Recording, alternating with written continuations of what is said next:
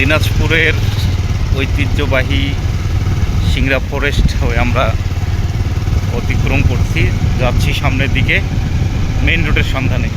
এতক্ষণ এই বনের মধ্যে ঘুরলাম ফিরলাম, নানান অভিজ্ঞতার সম্মুখীন হলাম। বিশেষত পাহাড়ি অঞ্চলের মতোই একটা কাঠের সেতু, সেটি অতিক্রম করার সুযোগ হলো এবং একেবারে ঢালু অঞ্চল থেকে আবার উপরে ওঠা একজন স্থানীয় ভাইয়ের সহায়তায় আবার তার কিছুক্ষণ আগে এসে সিংড়া জিরো পয়েন্টে ওইখানেও কিন্তু ঠিক সমভাবে আমাদেরকে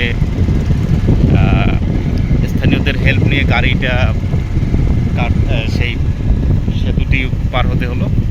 এরপর আমরা ছুটে চলছি এবং যখন মেইন রোডে আসলাম ঠিক এরকম মানুষজন কাঁঠাল নিয়ে যাচ্ছেন বা ইয়াটে করছেন। কাঁচা কাঁঠাল এবং অতিক্রম করছি।